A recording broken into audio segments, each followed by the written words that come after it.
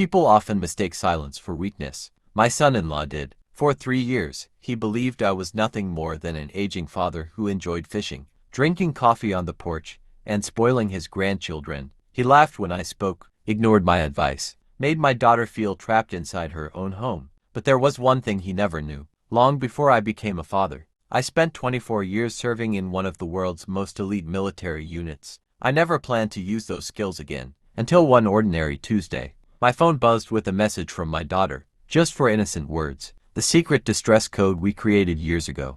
At that moment, I knew someone was in danger, and 10 minutes later, everything changed forever. People assume that strength always announces itself. It doesn't. Sometimes strength is the quiet old man sitting alone at the breakfast table, pretending he doesn't notice the disrespect in his own daughter's marriage. My name is Daniel Carter. I'm 67 years old. Most people know me as the retired guy who waves at neighbors while watering flowers. Very few know who I used to be. For nearly a quarter of a century, I served as a Navy SEAL. I've survived impossible missions. I've rescued hostages. I've watched friends make the ultimate sacrifice. When I retired, I promised myself one thing. That part of my life was over. No more violence. No more danger. No more looking over my shoulder. I wanted peace. Then my daughter Emma met Ryan. At first, Ryan seemed perfect, confident, successful, charming, the kind of man who always knew the right thing to say. But charm can hide ugly truths. After they married, little things started changing.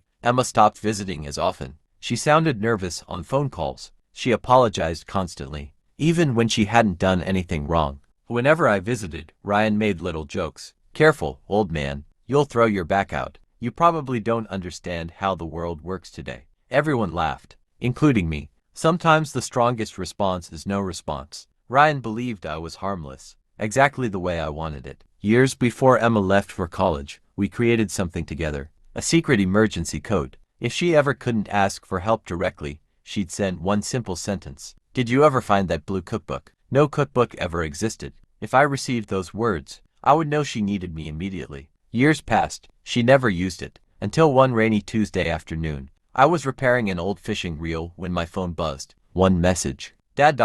Did you ever find that blue cookbook?" My heart stopped. No explanation. No second message. Just the code. Training never really leaves you. Within seconds my breathing slowed. My thoughts sharpened. Emotion became purpose. I called. No answer. Again. Voicemail. I checked her location sharing. Offline. Something wasn't right. Ryan's social media showed he was supposedly at work across town. Maybe not. I grabbed my truck keys. 10 minutes later I was parked quietly down the street from their house. Nothing looked unusual, but appearances lie. They always have. I walked toward the front door. Halfway there, I heard shouting. "Ryan." Then something breaking. Then silence. The worst kind of silence. I knocked once. No answer. Twice. Nothing. Then the door opened. Ryan stood there smiling. "Everything okay?" Behind him, Emma avoided eye contact. That told me everything. Ryan laughed. "Your daughter just got emotional." I looked at Emma. She barely nodded. A signal only I would notice. Not safe. Ryan stepped closer. "You should leave." His voice wasn't confident anymore. It was defensive. He still believed I was just an old man. He reached to shove me backward. Big mistake. Old habits never disappear. I redirected his arm, without hurting him, and calmly moved inside. His eyes widened. What? He had no idea what had just happened. I wasn't there to fight. I was there to protect. Emma quietly stepped behind me. Ryan's anger exploded. He charged. I avoided him easily. Years of discipline beat years of ego. He stumbled into the couch. Before he could stand again, I calmly told him, "This ends today." No yelling. No threats. Just certainty. He froze. Confidence disappears quickly when someone realizes they completely misunderstood the person standing in front of them. Emma grabbed her purse. I handed her my phone. "Call 911. Ryan looked terrified. Not because I attacked him, because I didn't. Self-control frightened him more than violence ever could. Police arrived minutes later. Emma finally told the truth. Months of intimidation, control, emotional abuse, broken trust, hidden fear. Neighbors later admitted they had heard arguments for months. Nobody realized how serious things had become. Ryan was escorted away. As the police finished their reports, Emma hugged me tighter than she had since she was a little girl. "I'm sorry I waited so long." I smiled. "You didn't wait. You remembered." Weeks later she moved into her own apartment, started therapy, returned to work. Slowly, her laughter came back. One evening she asked me a question. Dad, why didn't you ever tell Ryan who you really were? I looked across the lake where the sun was setting. Because respect earned through fear never lasts. If someone only treats you well because they're afraid of you, they never respected you at all. Months later, Ryan accepted a plea agreement and entered counseling as part of the court's conditions. I genuinely hoped he would become a better man, not for himself, for everyone whose life he would touch in the future. People often imagine heroes as loud, aggressive,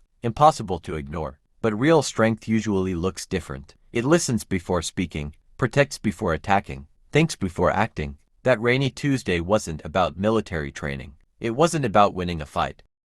It wasn't about proving I was tougher than someone else. It was about a promise between a father and his daughter. A promise made years earlier over ice cream and laughter. A promise that no matter where life took us, no matter how old I became, no matter how much time passed, if she ever needed help, she would never face danger alone. And that promise was the most important mission of my life. Real strength isn't about how hard you can fight. It's about knowing exactly when someone needs you most. If this story reminded you that families should never face fear alone, leave it in the comments and tell us. What would you do if someone you loved sent you a secret distress message? And remember, sometimes the quietest person in the room has already fought battles you'll never see.